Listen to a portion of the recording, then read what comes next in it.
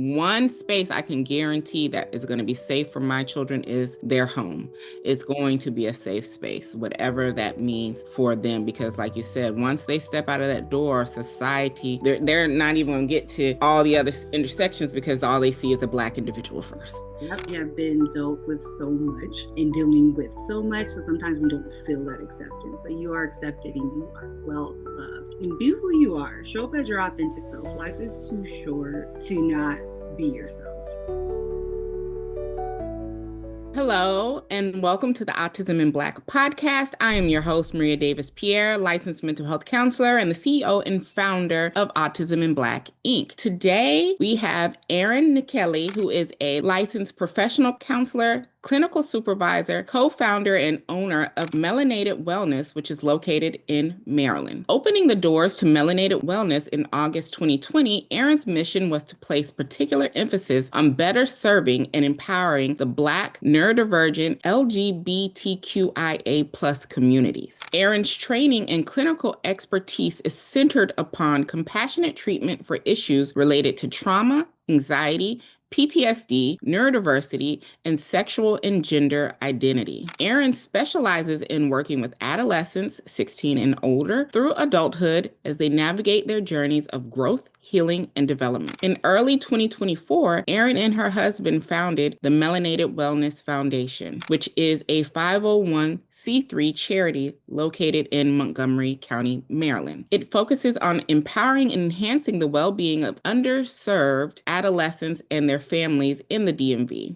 by providing free, culturally competent mental health therapy experiences and educational resources. The foundation strives to create a supportive community that promotes mental health wellness, resilience, and long-term success through accessible, innovative, and equitable interventions. Enjoy today's episode with Erin and I. Hello, everyone, and welcome to another episode of the Autism in Black podcast. I am here with a very special guest. I'm excited about this conversation. Another fellow therapist, Erin Nkele, who is going to be talking to us about so much. So I'm very excited for this conversation. Thank you for having me. I'm excited to have a conversation with you as well. Yeah, so welcome to the podcast. You do a lot of powerful work at the intersection of race, neurodivergence, and identity. But I really want to start with your story because we've talked about this a little bit in the past. Can you share what it was like receiving a late autism diagnosis and how that shifted your understanding of yourself? Yeah, so I am self-identified, late diagnosed autistic because I don't have $5,000 right now to go get an official one, but knocking on wood, hopefully I do eventually go get a formal one. But as of now, I do identify as a self-identified. Been one hell of a ride, to be honest with you. And I do have to thank you in your conference and the work that you and Dr. Barry do. Because of your conference, that's what led me to my diagnosis. I already was working with Black Autistic folks that had already got a formal diagnosis from like their psychologist or neuropsych eval. And so I thought nothing of it. And so then, I had already been diagnosed with ADHD. So I was like living my best ADHD life. Stumbled across Autism in Black. I went to your conference last year and I was like, they're talking to me. A few of your presentations, I was like, what?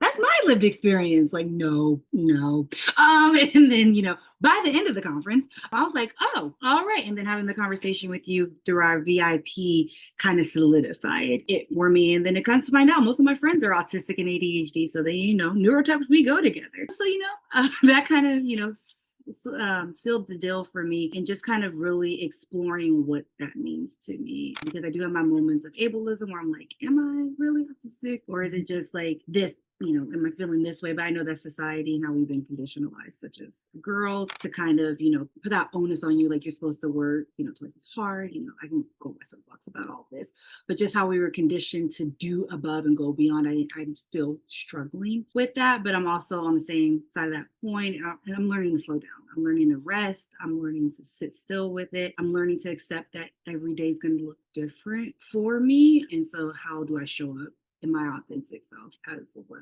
So that's how it's kind of been for me lately in the past 2 years. Well, one, thank you for sharing and being transparent. Like I've told you, people come to the conference and then they'll be like, the parents will be like, oh, well, that's me. And they have that realization. But like I was telling you, I was diagnosed ADHD first, and then years, decades later, got the autism diagnosis, and I was shocked. And there's still that moments of ebbs and flows years later after getting my diagnosis of, am I really, or am I so immersed in the community, or what is going on, and still having to deal with that. And I think that a lot of Black women who are late diagnosed, we deal with that because of how society has kind of shaped us to be, and that masking for us can be so intense. So I do want to talk about your masking, and how did masking show up for you before your diagnosis, and what has that unmasking process been like for you? So prior to my diagnosis, masking just kind of looked like making myself smaller, trying to, really fit into social circles. I'm like an ambivert, like I'm very quiet when you first meet me, but like once you get to know me, I'm very like outgoing, reflecting back on it, I did try to mimic social cues. Other people, especially if I'm in a group setting, I kind of do that still today, where I'm just like, I prefer not to do group conversations, but I'll sit in them, right? And then I'll throw like a sentence in. But then I always beat myself up, like, you should converse more, like you should be more involved. But then I realize I'm like, I'm an observer. It's who I am. So if I'm in a group setting, I'm probably might sprinkle a word or two in, but I'm pretty much just going to sit there and absorb the conversation. And I had a lot of anxiety around like, answering questions and kind of being like my true self. I think I camouflaged a lot just to kind of blend in and not be seen, not be like, I don't like the light being on me. And so now that I've, got this diagnosis and kind of learning what it means to unmask, I definitely stim more. I didn't know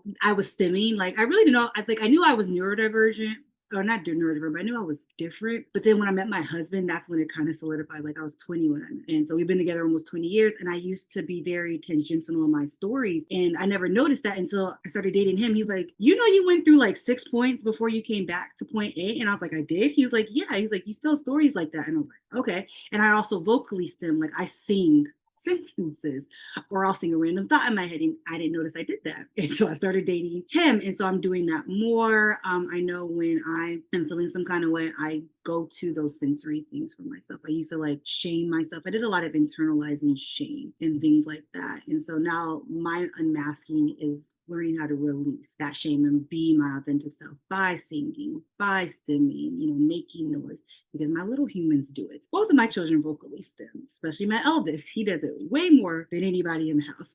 And so just encouraging that and teaching them that they're allowed to like be themselves. But it's a daily process. I have my moments, but it's definitely a practice. It is. And I think it a lot more effort for myself in the unmasking, because I had masked for 37 years. Yeah. And I was just like you, camouflaging, right? Picking up on those social cues that other people are doing, and like, oh, I should do that. And like you, I still will mimic some of those, and I have to consciously be like, girl, please.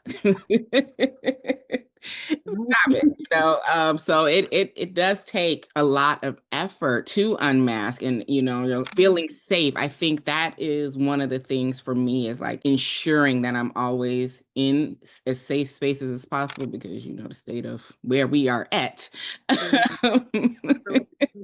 Basic is crucial, and I'm finding that in my like relationships, both my marriage and in my friendships and things like that. Like I have to find that sense of safety, otherwise I know I can't be myself. Exactly. Exactly.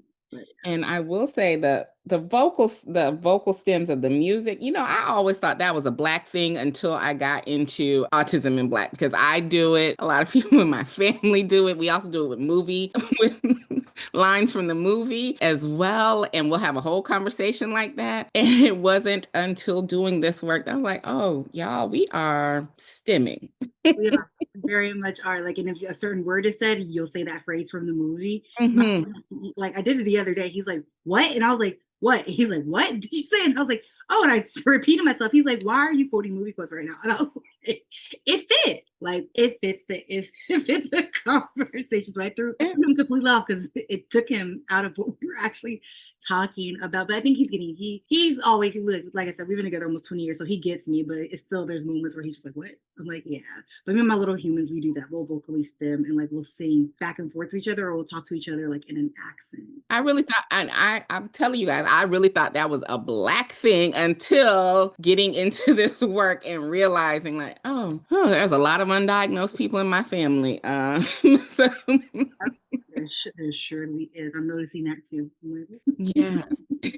As a fellow clinician and as someone who is late diagnosed, even if we respect all actual, diagnoses that are formal and self here, how do you see the emotional toll of masking and code switching play out, especially when it comes to Black neurodivergent women? I see a lot of burnout. I see a lot of exhaustion. I see a lot of anxiety around it. And I do see a lot of internalized like shame around that. The whole masking and having a code switch, and then, going from that like work environment or environment to like being home and then dealing with your kids or dealing with like family or even being alone and not having anybody to like Mm. process that with, if you're like a verbal processor or something like that.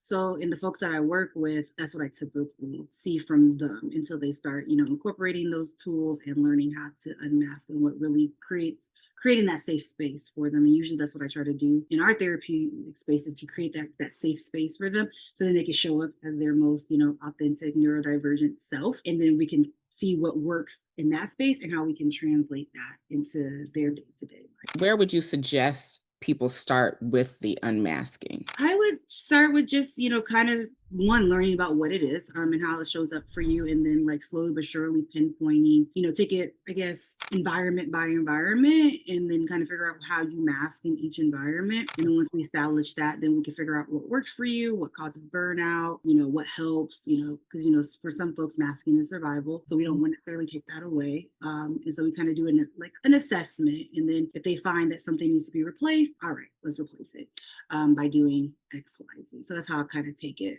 with the folks I work with. I love that. And I want to talk about a little bit in shifting gears of the work that you do, because I know that some of your work centers the LGBTQIA plus community. And that was actually your topic at the 5th Annual Autism in Black Conference. I hope you guys checked it out. If not, you can still get the replay. And I know studies show that for neurodivergent individuals, for autistic individuals, we have a higher chance of being a part of the community. How do you see neurodivergence intersect with gender and sexual identity, and why do these intersections matter in clinical spaces? Yeah, so they actually fell into my lap. So I didn't really work with autistic folks until about 4 years ago. And I was at a private practice at the time that specialized in working with autistic like youth and adults and their families. And being the Black clinician, I kind of got funneled the Black and brown folks. But and so then it just happened chance that most of those kiddos were in the queer community. And I was like, hmm. And so then in my private practice, as I started getting more Black autistic folks, I was like, most of them have a different sexual and gender identity. So then I started doing more research about it. I saw that there is a strong correlation between the two. So majority of the folks I work with who are Black and autistic are in one of those identities. And so I find it fascinating. And so I always want to learn more about it, but I definitely use their lived experiences because since I have an age range, like I do work with teenagers and I do have some like adults in like their 30s as well. It just depends on where they are in life, like whether they're just questioning their sexual identity or whether they're questioning, their gender identity, or even they're questioning their, autism diagnosis. It just depends on where they fall into my lap at that time. But I just see that there is more research that needs to be done. Just even preparing for the presentation, I was like, there's no articles. I was like, oh my God, there's nothing. And they keep saying like, we need more research about this because, it makes sense. Like all those identities, like no one's going to be looking out for those folks. So I think it's very important to kind of build awareness that these people do exist. And, that's because of the strong correlation between, being autistic and or neurodivergent and being queer. It's quite high. There's a lot of overlap over that. But yeah, definitely more research needs to be done. So a lot of my research is through lived experiences of the folks and the families that I work with. which is important, those lived experiences. What are some ways providers and families can create safer and more affirming environments for neurodivergent individuals who are exploring or expressing being a part of the queer community? Yeah, it's just, one, understanding the development in youth, right? How that shows up, right? Because even with our, holistic youth, they're still understanding their gender and sexual identity Mhm. too. So, don't be afraid to ask questions. A lot of the times they're like, ask me. Like, I'd rather you ask me, since it's like, you met one autistic person who's autistic, right? You met one queer person who's a queer person. So their differences might vary. So just ask questions. A lot of times, even with my teenagers, like, just ask me. And I will tell you. But with the generalizations, or if you pull something from social media, it can be very biased and or outdated. So my first thing would be just to get to know your human, whoever they are to you, whether they're a family member or even a therapy participant. Get to know them first, and then how those identities, impact them. And definitely respecting pronouns and chosen names. That's the big one. A lot of folks were like, that's confusing. I'm like, you can use they and them in a sentence, like, Mhm. do better. Very easily. And for providers, just really for providers is really just understanding the gender and sexual identity development in autistic youth, and just like reading, talking to folks, talking to the parents, and just getting to know the human that you're interacting with. Oh, I love that. And you do make it plain and clear, especially for my Black community, because I know for the Black community, this can be a difficult topic. So that's why we're exploring it, guys, because we do need to understand that there is such a high probability in our autistic community of being a part of the queer community. And once those intersections keep coming, it makes us more of a minority. So respecting and Absolutely. understanding is so important. Absolutely, absolutely. And knowing that the cultural pride and neurodivergence can coexist at the same time. And a lot of our Black folks, especially our religious ones, are like, I want my baby to go to heaven. I'm like, they gonna go. Like, they gonna go if they believe in, Jesus Christ as the Lord and Savior and other things. But them being gay is not gonna prohibit them from going to heaven. Them being, trans is not gonna prevent them Yeah. from being entered into the heavenly gates. But it's just really understanding that, and then normalizing that, and then also standing up for your person, Exactly. as well, because society gonna beat them down. Like, we got to protect ours in our home. A lot of folks have that mentality, which I get, just due to weaponized whiteness and colonization. Is that I have to protect my babies, I have to be hard on them at home because the world's not going to be safe to them. I have the opposite. Like, I'm gonna be soft on my babies in the house because I know the world is going to be hard on them. So I want them to be safe in this space, and I'm gonna advocate for you real Mhm. quick. And so that's the part of it too, is being able to have that confidence and strength to stand up to those that are going to try to come after you and yours as well. Mhm. That's so important. I think we're similar in that way. The one space I can guarantee that is going to be safe for my children is their home.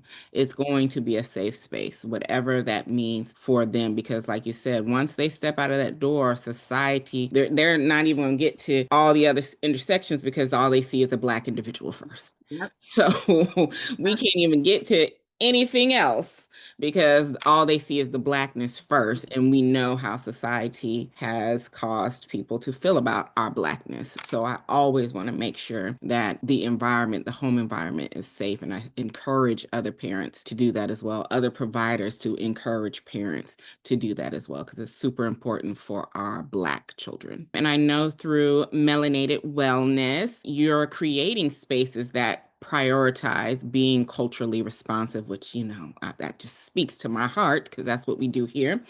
What does healing look like when it's rooted in identity, access, and joy?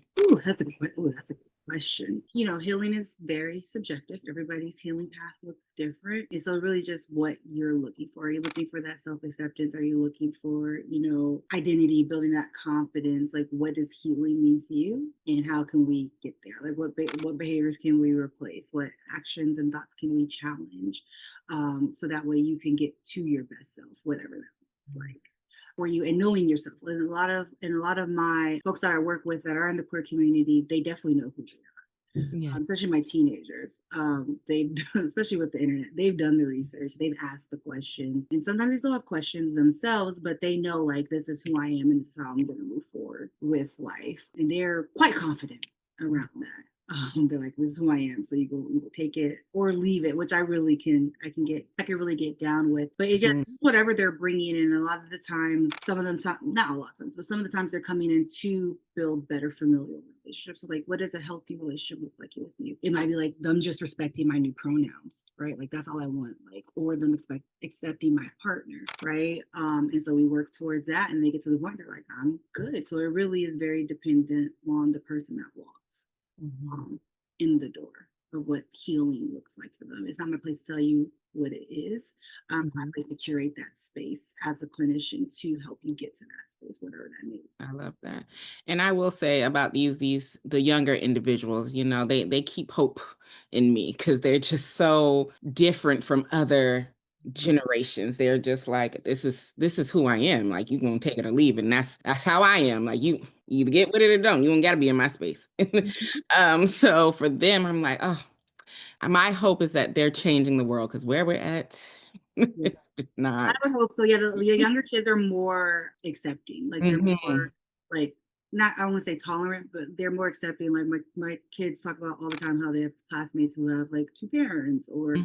one of their parents is pan, like, or they have a parent that's trans, and they're like, okay.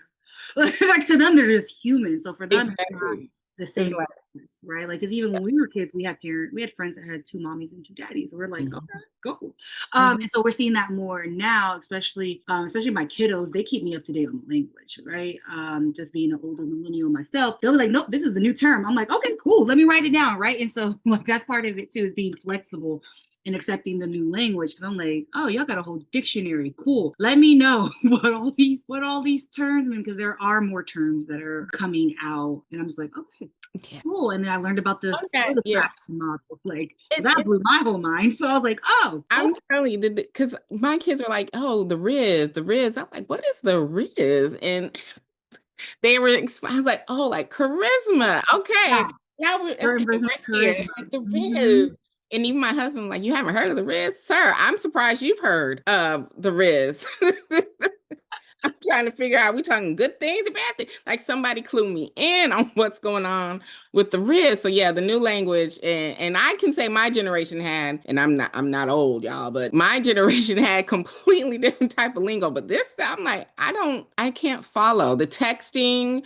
Please just spell it out for me. Spell it out for auntie, okay? Right, that's why, yeah, that's why I literally asked my eldest human, I'm like, what does this word mean? Just explain it, use it in a sentence so then I know how to use it. Yeah.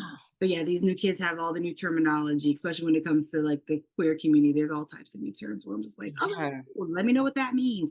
Even my folks, I have friends who are our age in the queer community. They're like, I've never heard of that word. I'm like, well, let me tell you what my little human just told me. Like, this is what this means. They're like, oh, these new kids are always creating new words, but that's what they need. They're Mhm. finding the language to identify how they feel and how they show up. So like new words are created every day. So what's the problem? Exactly, exactly. And then I have found that some of the words that our generation use, they take it as an offense. And I'm like, oh, this is regular lingo for me, and I gotta change it. I'm like, I can't just let me know. I didn't know.